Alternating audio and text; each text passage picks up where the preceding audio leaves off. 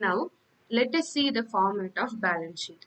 A balance sheet consists of two columns. The column on the left lists the assets of the company. The column on the right lists the liabilities and the owner's equity. The total of the liabilities and the owner's equity equals the assets. To take in a simplest way, we will look into an example. Okay, a company started up by an owner who contributes, let's take 1,000 rupees. So the company has the assets of 1,000 rupees, no liabilities, and the owner's equity is 1,000 rupees. So here the both the columns match up. And another example, let's take an entity named ABC, for example. Okay, the name of the entity let's keep as ABC. Okay, this was the name of the entity. And the assets, let's take the date as balance sheet as on 31st 12 and 2002. Okay, whatever it may be. And the asset side, assets, liabilities. So the asset side has current assets like cash and some amount, accounts receivable,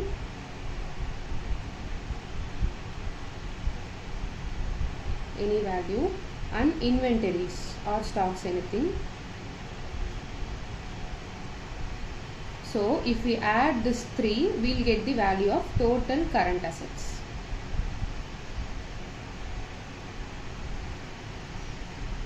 And after current assets, we can go to fixed assets.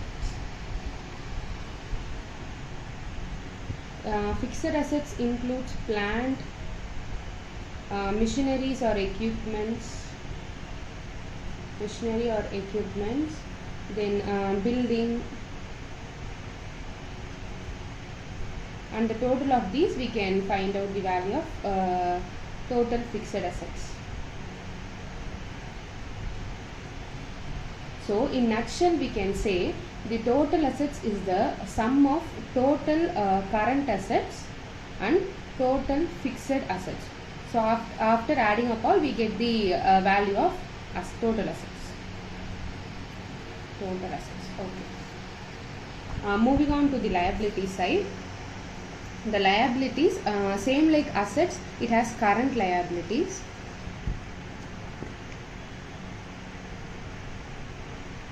Which includes accounts payable,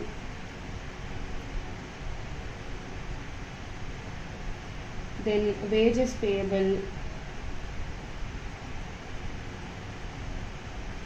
deferred revenue,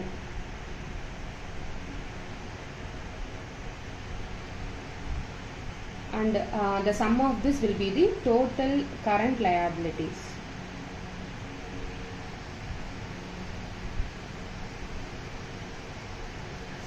Okay, next it also has a long-term debt and shareholders equity.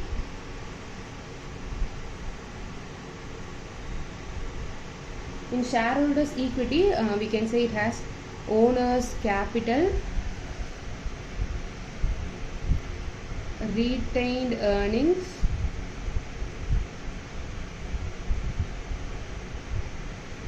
okay, then the total of this will be the total shareholders equity. Then if we add up all these, we will get total liabilities. So the total liabilities is the sum of current liabilities, long-term debt and shareholders equity. The liability is the obligation to the external parties for the event of the past. If your assets can cover your debts, that's fine. But it's not advisable to have too much debt as compared with the company's assets. The larger the percentage of the debt ratio, the more the company is leveraged. In broad terms, owner's equity is essentially what would be left for the owners from the company's assets after paying all the liabilities. It's what you have invested in the business. Okay, for further understanding, now we'll get into an illustration. Okay, let's take a company named XYZ and the balance sheet as on December 31st, 2020. Here we can write it as asset side and this was the liability side.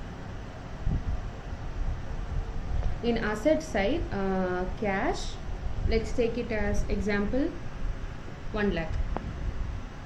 And accounts receivable, accounts receivable, we can take the value is 50,000. Okay, 50,000. And sundry debtors, another asset. So sundry debtors, let it be 20,000. Okay, 20,000. Then inventory, 1,50,000. Then machinery, we can take machinery 20,000 and the depreciation is 10%. So 2,000, we'll have 18,000. Then the value of building,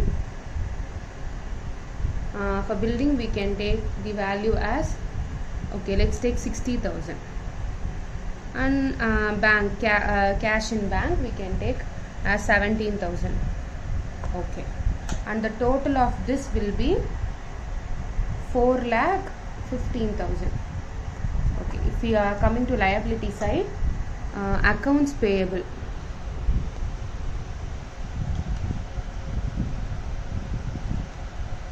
accounts payable 1 lakh. Okay. Wages payable some 35,000. Sundry creditors 90,000 and long term debt 50,000. Next, retain earnings, we take the value of retain earnings 30,000. And finally capital 1,10,000. So if we add the total liabilities, we will get the same amount as 4,15,000.